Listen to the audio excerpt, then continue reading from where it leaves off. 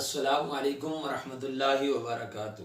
بے شک مارنے والے سے بچانے والا زیادہ طاقتور ہے۔ ایک تاجر کو اس کے سامان سمیت بحری جہاز سے سمندر کی لہروں کے اندر پھینک دیا گیا، لیکن خالق کائنات نے اسے وہاں سے بھی زندہ بچا لیا۔ چینل پر نیا ہے تو سبسکرائب کر لیجئے، بیل آئیکن کے بٹن کو دبا دیجئے۔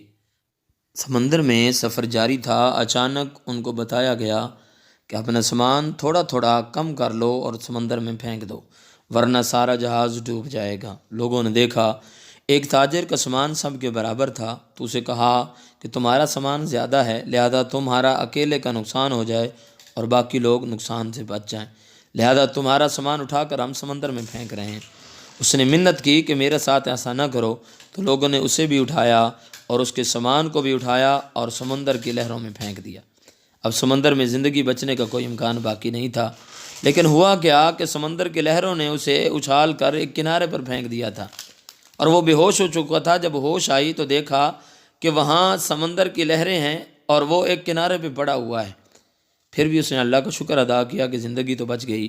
اب یہاں کیسے رہنا تھا، ایک طرف سمندر اور ایک طرف جنگل تھا، تو اس نے اپنے آپ کو زندہ رکھنے کے لیے ایک چھوٹی سی جھونپڑی پتوں سے بنا لی، اور جو کچھ بھی ملتا، جو میسر آتا وہاں سے وہ کھا کر وہ گزارا کرنے لگا۔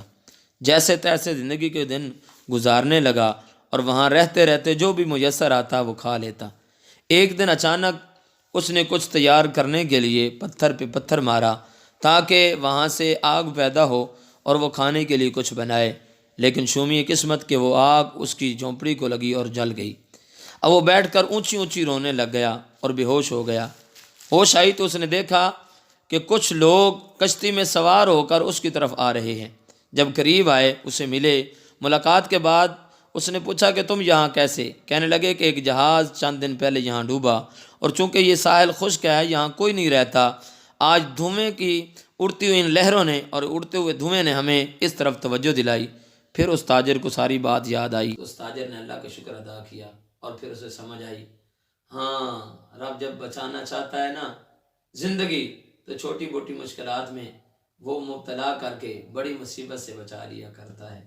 یہ آج آپ اور میرے ہر ایک کے ساتھ معاملہ ہے۔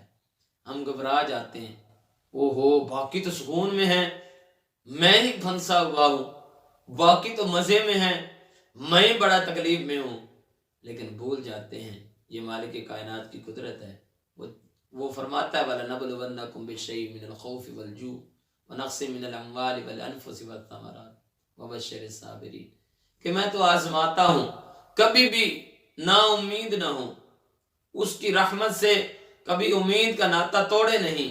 پھر دیکھیں وہ کس طرح سمندر کی لہروں سے بچا کر پھر زندگی عطا فرما دیتا ہے۔